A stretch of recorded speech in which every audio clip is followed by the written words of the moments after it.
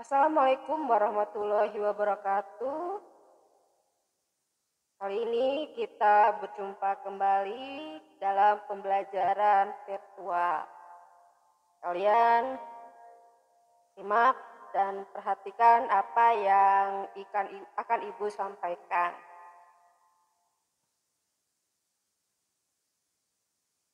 Minggu kemarin kita sudah membahas tentang artikel ilmiah, bukan? Telah disebutkan sebelumnya bahwa isi artikel ilmiah itu harus orisinal. Temukan hasil penelitian yang disajikan harus benar-benar baru atau berupa penyempurnaan dari temuan-temuan yang telah lebih dulu dikemukakan pihak lain.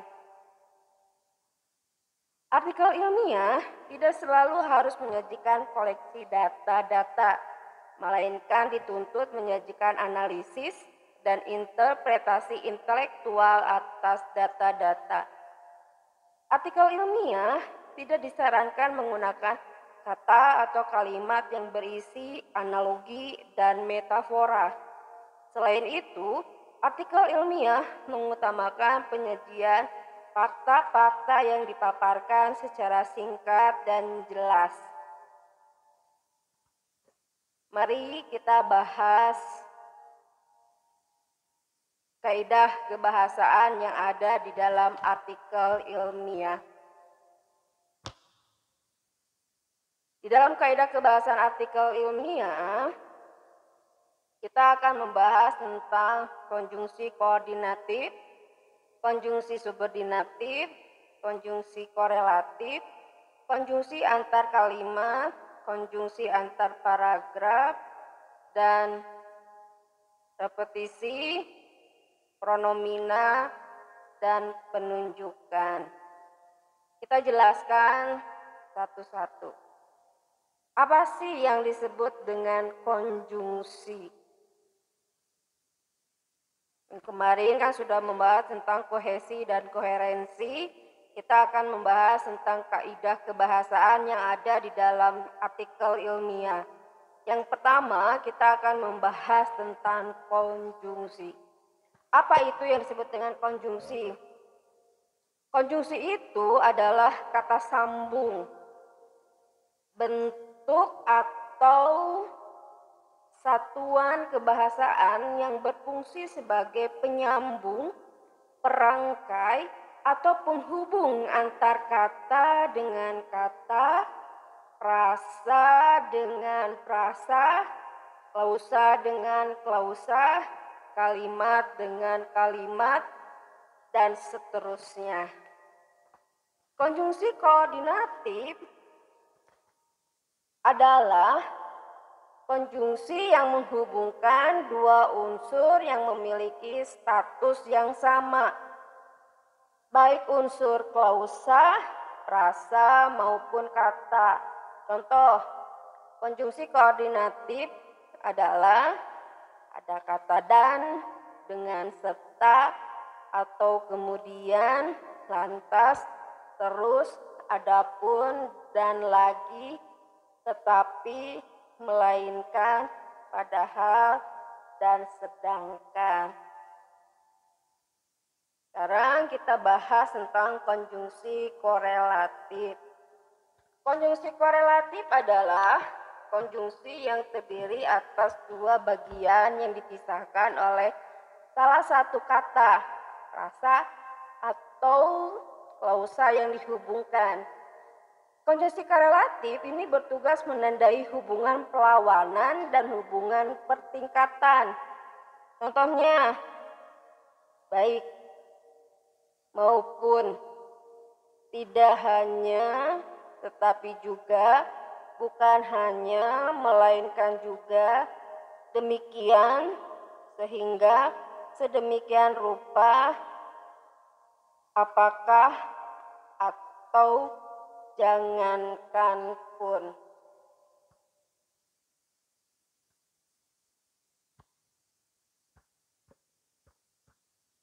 Sekarang kita membahas tentang konjungsi subordinatif.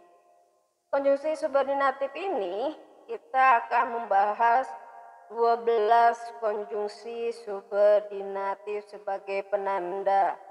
Apa yang disebut dengan subordinatif? Yaitu konjungsi yang menghubungkan dua unsur berupa klausa yang tidak memiliki status yang sama. Jenis konjungsi subordinatif yaitu sebagai berikut. 1. Sebagai penanda hubungan waktu.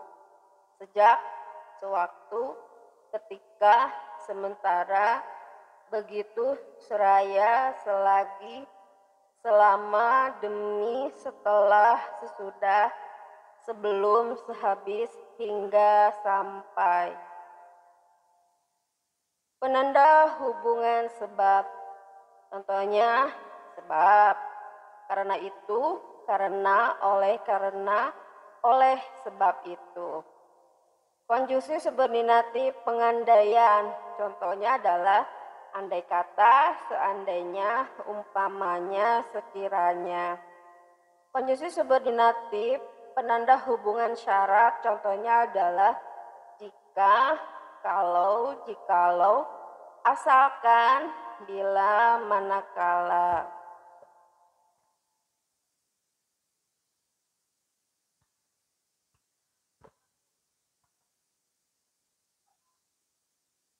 Ini penanda hubungan tujuan.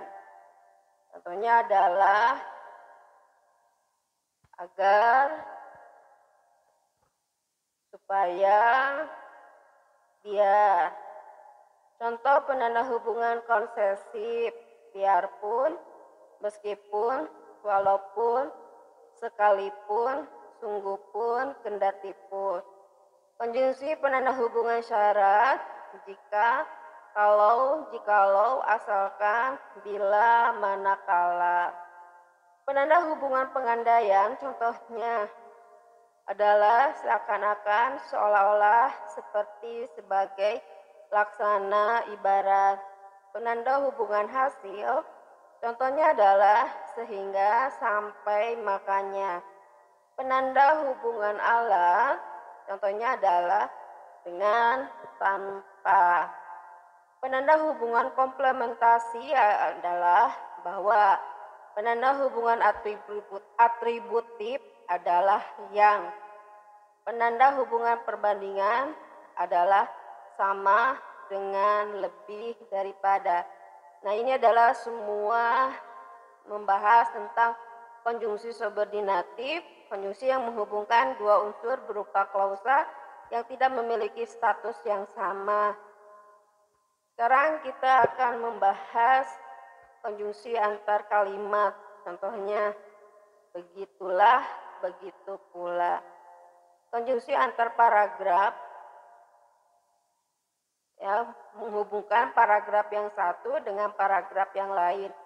Contohnya, adapun, begitulah, begitu juga, berdasarkan uraian di atas, berhubungan dengan, berkaitan dengan, demikian pula, ketika itu, pada akhirnya, sebaliknya, sehubungan dengan, sekaitan dengan, dalam, pada itu, sementara itu, terkait dengan, dan walaupun begitu.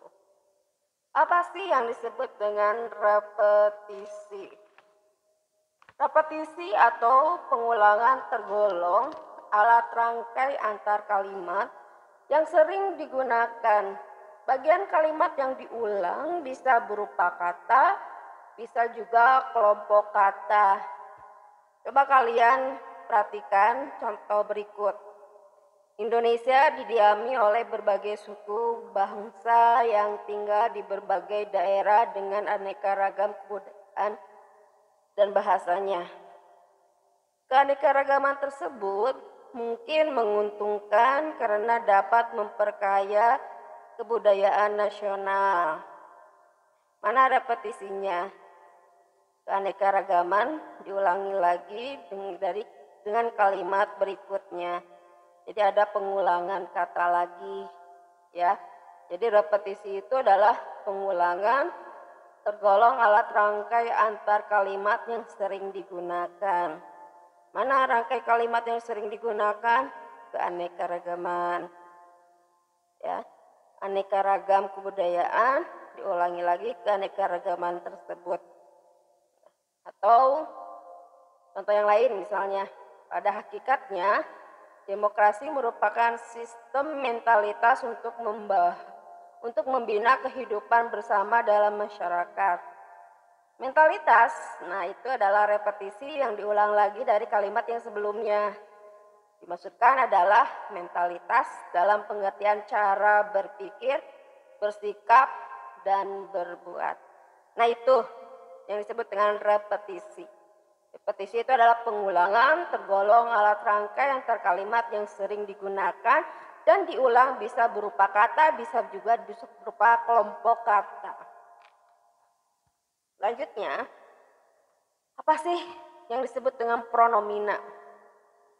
Pronomina itu adalah penggantian. Contohnya, atau bisa disebut dengan kata ganti tergolong alat perangkai antar kalimat yang penggunaannya cukup tinggi. Artinya, sebagai alat rangkai pembangunan paragraf, pronomina cukup produktif. Contohnya, Borobudur, bangunan raksasa yang megah lagi perkasa ini tidak mungkin dibuat untuk kedua kalinya. Iya, nah, kata iya berarti itu adalah pronomina, penggantian. Kenapa tidak Borobudur lagi? Karena kita mencari tentang pronomina. Ya, boleh sebetulnya. Sekarang Borobudur merupakan warisan pusaka. Tapi di sini kan kita mencari pronominanya. Jadi pronominanya itu diganti kata menjadi iya. Ia merupakan warisan pusaka budaya yang tak ternilai harganya. Kata iya berarti adalah sudut kata ganti orang ketiga. Sekarang penunjukan.